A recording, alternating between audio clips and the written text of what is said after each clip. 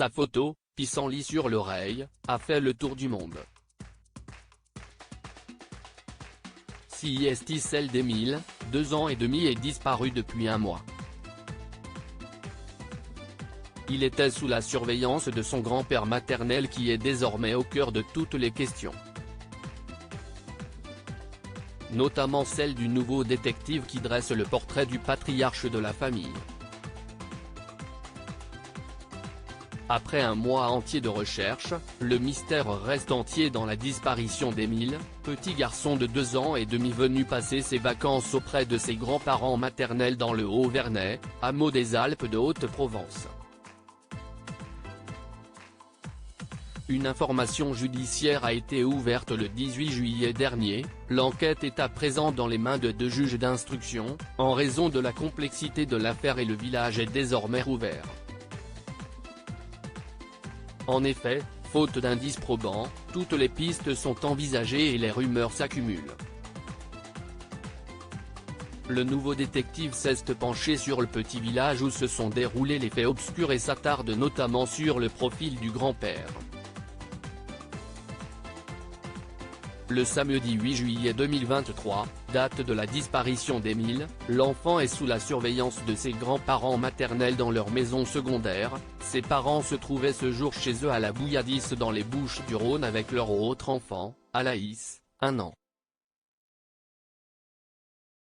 Le nouveau détective tente de reconstituer le récit de cet après-midi fatidique. Quand l'enfant qui aime suivre les papillons est introuvable, le grand-père ne semble pas paniquer. Il se serait plaint que son petit-fils soit dur à canaliser et aurait même ajouté, dans un excès de colère, que ça devait arriver. Des propos durs associés à un homme dont la rigueur semblait bien connue de tous. Ostéopathe et kinésithérapeute de 57 ans, le père de Marie, mère d'Émile, était le patriarche d'une famille très pieuse de 10 enfants. Une famille soudée ou clanique, selon les points de vue.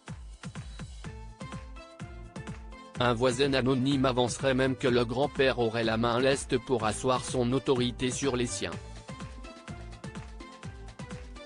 Une attitude étrange remarquée durant les battues le praticien et Colomban S. Le père d'Émile, avait été scruté lors des premières battues et certains habitants du Vernay avaient relevé des attitudes surprenantes, surtout chez le grand-père, rapportait alors Paris Match. Certains n'avaient ainsi pas compris l'attitude du père et du grand-père dès le premier soir, ils étaient vraiment nonchalants, l'ambiance était bizarre, le père fumait la pipe, ça m'a marqué, c'était comme si on ne recherchait pas un enfant vivant. De quoi alimenter les théories qui agitent la France entière, tandis que l'enquête minutieuse et entrée dans sa phase longue suit son cours.